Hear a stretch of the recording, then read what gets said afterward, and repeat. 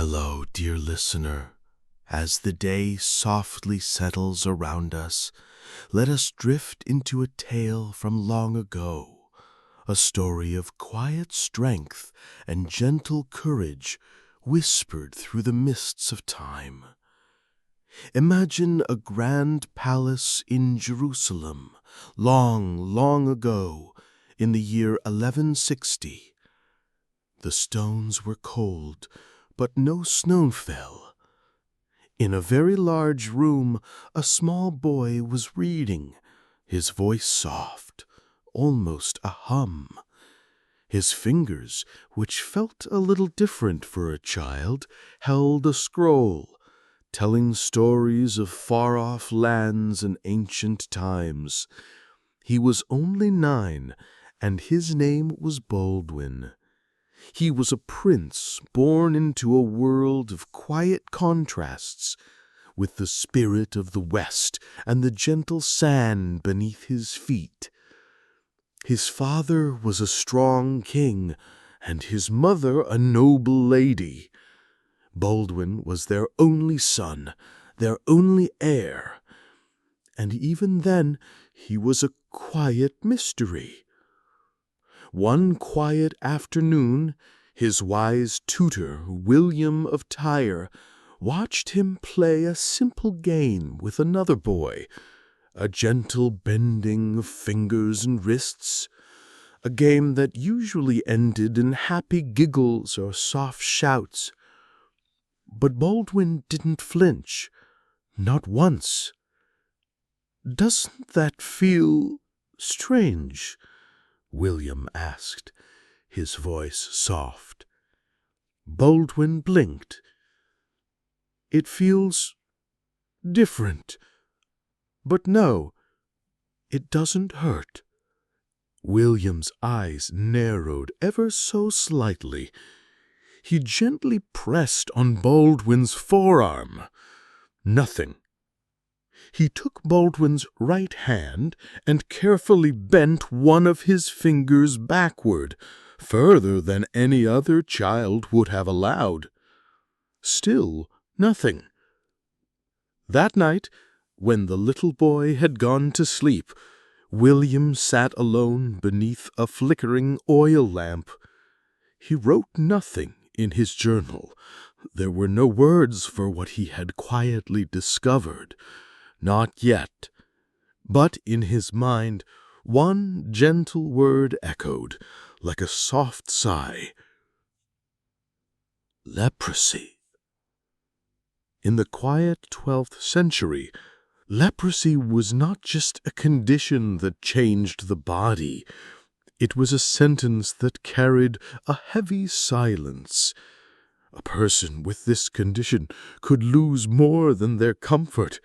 They often lost their familiar place in the world, their very name, their quiet sense of belonging. They were often asked to leave the cities, their presence marked by soft bells and gentle cloth, forbidden even to touch their own shadow. But Baldwin was not an orphan. He was the Prince of Jerusalem, destined for a throne. So William, his tutor, kept his silence. He chose to teach the boy not as a soul marked for a difficult journey, but as a spirit marked for quiet purpose. If Baldwin's body might not always protect him, his mind would have to be his shield. And so he taught him, gently, about the lands, the languages, the stories of leaders, and how to listen for meaning beneath the softest words, how to watch with a quiet understanding, how to lead with a gentle heart. To everyone else, Baldwin was a charming boy, with a pale face and a quiet strength that was almost a whisper. But to William, he was something rarer, a boy who was beginning to softly defy his fate. As the years passed, Baldwin grew more thoughtful, more introspective. He walked with a slight, gentle limp. His right hand began to curl ever so subtly, like a fading flower. Servants whispered softly, physicians gently wondered. But no one dared to speak the quiet word aloud. And Baldwin? He never asked, never questioned, because even as his body softly changed, something within him burned ever brighter, like a distant star. He read more, listened more, his senses sharp. He watched the courtiers whisper over lands and gold, and found their concerns seemed so small, so fleeting. "If I cannot feel pain," he once told William, his voice barely a whisper, "then perhaps I am meant to gently understand the pain of others." In the year 1174, King Amalric, Baldwin's father, passed away peacefully. Baldwin was 13. The kingdom of Jerusalem, carved out by brave souls less than a century earlier, was holding on like a delicate balance. Muslim armies, under the command of a brilliant and strong leader named Saladin, were softly rising in the east, and the Christian lords of Outremer were often too busied with their own concerns to notice the quiet storm approaching. And now they had a boy for a king, a boy facing a hidden challenge.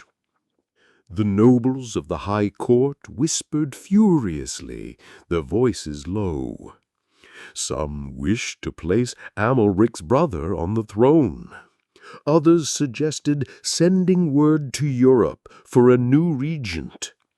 Few believed Baldwin would live long enough to grow a beard, much less bravely lead a war.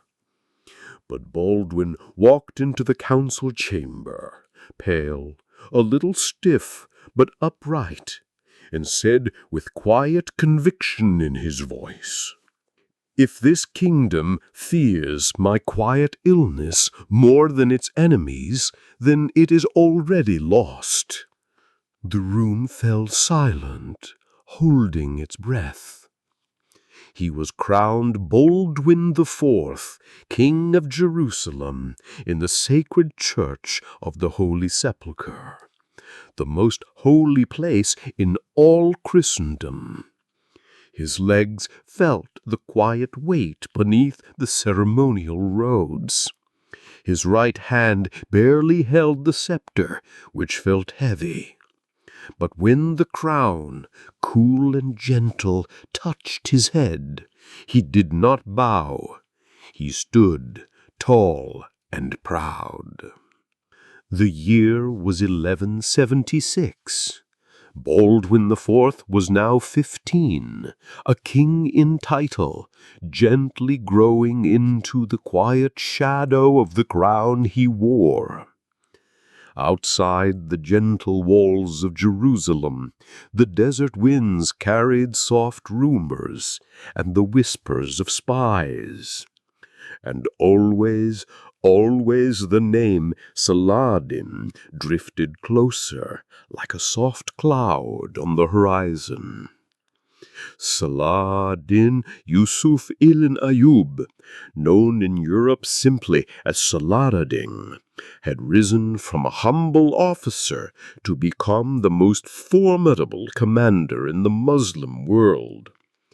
He had gently taken Egypt, claimed Syria, and was slowly building a new empire under one beautiful banner, Islam.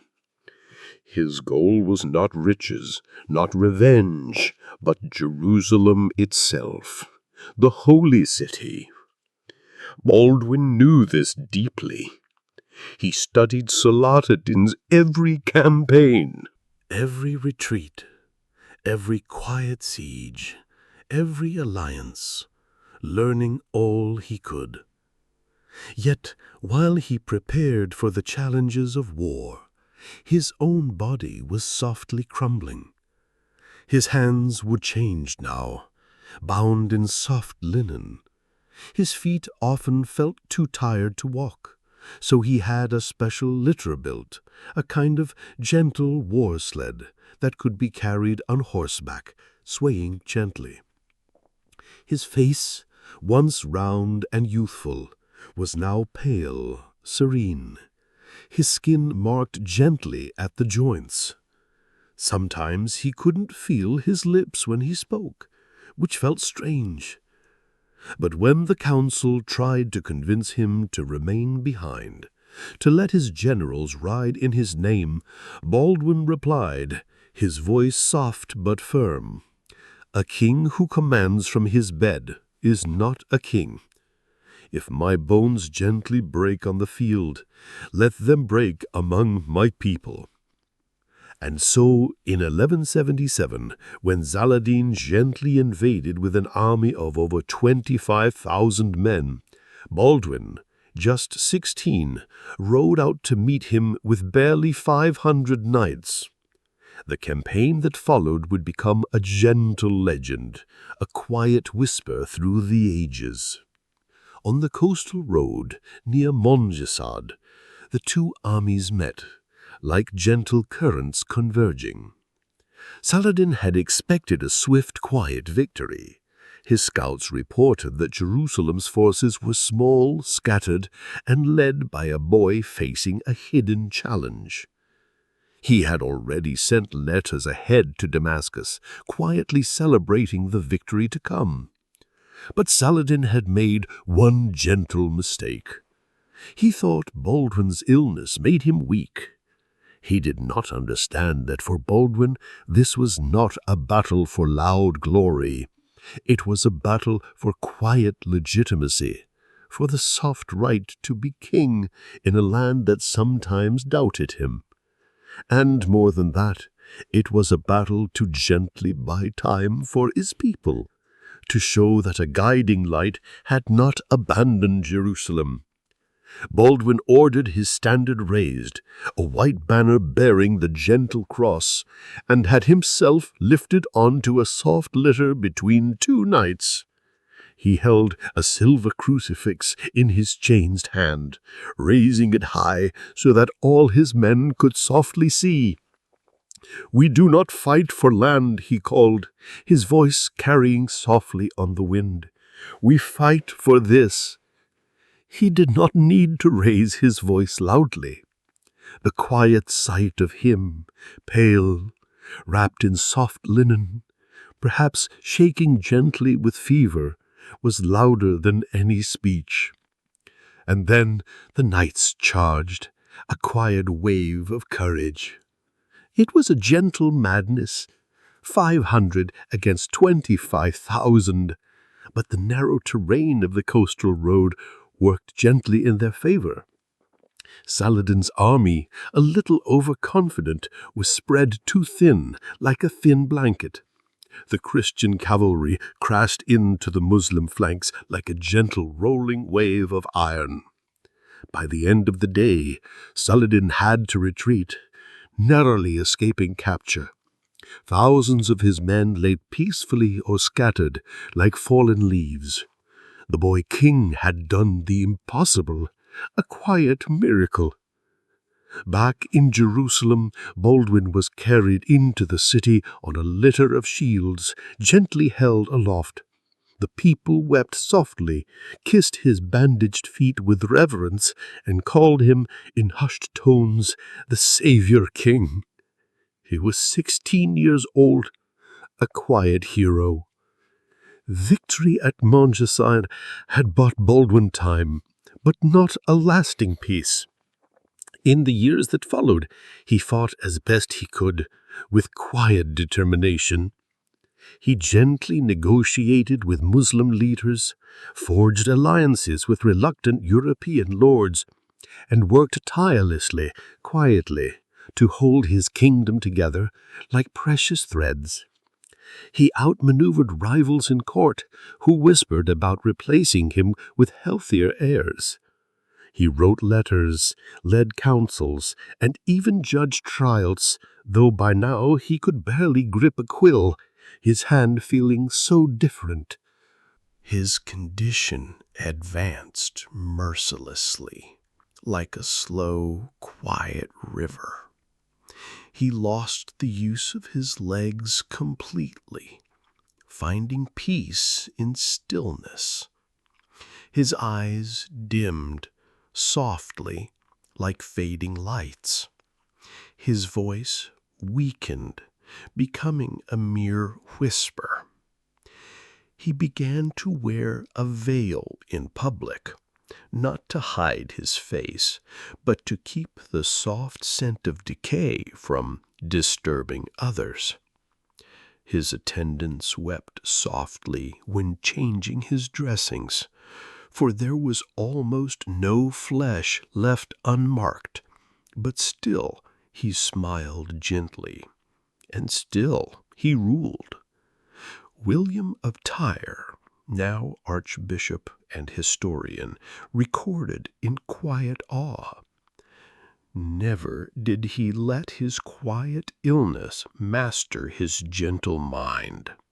Though he was dying in inches, his judgment was clear to the very end, like a pure spring.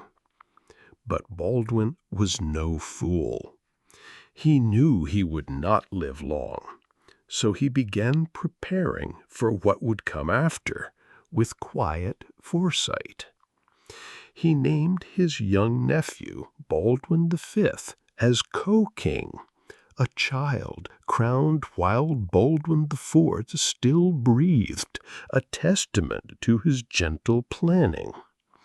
He built a council of regents to protect the boy like a gentle shield. He tried desperately to keep the throne from falling into the hands of Guy de Lusignan, a French noble Baldwin distrusted deeply, fearing for his people. He was not just managing a kingdom, he was gently holding back a flood with crumbling hands, a quiet guardian. Spring came to Jerusalem in 1185 with no loud celebration. The soft scent of olive trees drifted through the palace corridors, but inside the royal chamber, the light was dim and comforting. Baldwin IV was 24 years old. His body had become a quiet vessel for his soul. His hands were gnarled, eyes clouded, joints gently fused, his face covered in soft marks. He could no longer speak above a whisper, his voice a soft rustle. He could no longer eat without gentle assistance. He no longer wept because even his quiet tears had stopped flowing. And yet, each morning they still dressed him in royal garments, embroidered silk over his gentle flesh, and carried him to the throne. He sat quietly through court sessions, listening, nodding, a still, wise presence. The nobles spoke with a gentle unease in his presence, not because they feared the illness, but because they saw in Baldwin something impossible, something deeply moving. A man who was already softly dying, but still fought to live well, to live with grace. He insisted on signing every decree himself. When the pen fell from his hand, he learned to guide it with his wrist, then with the crook of his elbow, patiently, until one day even that became too much, a gentle release. That evening, William of Tyre came to him. The king's breathing was shallow, his eyes barely open like sleepy flowers. William leaned close, his voice a soft murmur. "Do you regret any of it?" Baldwin smiled weakly, a flicker of soft life behind his dying eyes. "No, I regret not seeing the next challenge. I would have liked to stand again." Those were his last words, a soft whisper on the breeze. A few hours later, as night gently covered the holy city, Baldwin IV, the leper king, died without sound. No dramatic gasp, no final command, just the slow, peaceful exhale of a man who had given all he could, a quiet letting go. He was buried in the church of the Holy Sepulchre. There was no great procession, no foreign monarchs attended, only his people, the ones who had seen him quietly suffer and still called him their king, their hearts filled with gentle respect. Baldwin's gentle passing did not make loud headlines in distant Europe. No one sent crusaders or armies to mourn him. He had ruled quietly, away from the clamor of loud glory. But the silence he left behind would soon become a gentle thunder. Within 2 years of his passing, everything he built began to softly shift. His nephew, Baldwin V, still a child, passed away in mysterious circumstances. Baldwin's bitter enemy, Guy de Lusignan, took the throne, just as Baldwin had gently feared. Guy was proud, perhaps a little rash, and convinced that a higher power would grant him victory by birthright alone. In 1187, Saladin came. At the Battle of Hattin, the Christian army, now under Guy's command, was gently lured into the dry hills and surrounded. Without water, without a clear strategy, they were overwhelmed like a gentle tide. Nearly the entire fighting force of Jerusalem was lost in a single day, a quiet tragedy. Saladin took his time, moving with a calm purpose. He marched to the gates of Jerusalem and laid gentle siege. Inside, the city was defenseless, its shield now gone. Baldwin IV's carefully balanced world, his quiet alliances, his gentle truces, his sacred oaths had softly collapsed. Jerusalem, the holy city, surrendered without a final loud charge, fading into a gentle quiet. Saladin entered Jerusalem not as a harsh butcher, but as a conqueror with a gentle restraint. He softly forbade looting. He allowed Christian pilgrims to leave safely with quiet dignity. And when asked what he thought of the quiet king who had once gently humbled him at Montgesard, Saladin replied, his voice respectful, "He was the only one among them I did not despise." Years later, monks still spoke softly of the king who ruled from a bed of quiet discomfort. They told stories to pilgrims, soft whispers in the night, of how he held up a sword he could not swing, but held with his heart, how he led men into gentle battle on a stretcher, a beacon of courage, how he forgave those who quietly betrayed him, yet never forgave himself for not doing more, always striving. His enemies respected him, their voices hushed. His friends wept for him, their tears gentle and quiet. History nearly forgot him because he passed young, and his kingdom faded soon after. But those who study courage still remember with quiet reverence. Not every king wears a golden crown shining brightly. Some wear soft linen bandages and reign in silence, a profound, quiet strength. In the centuries since his gentle passing, Baldwin IV has been mythologized, misunderstood, and often ignored in favor of louder figures. He was no saint, no great conqueror, no fiery revolutionary. He left no heir, no legacy of loud power. But he left something harder to divine, something more profound. An example, a quiet lesson. An example of how to rule without rage, with gentle wisdom. Of how to face a challenge with dignity, even as your body softly changes. Of how to hold a broken kingdom together with nothing but your name and your quiet, unwavering will. He was a king who could not feel pain, and so perhaps he learned to feel everything else, every gentle nuance of the human heart. Now, as this story of quiet courage comes to a close, may your own journey tonight be peaceful. May your dreams be soft and sweet, carrying you gently into the morning light. Sleep well, dear listener.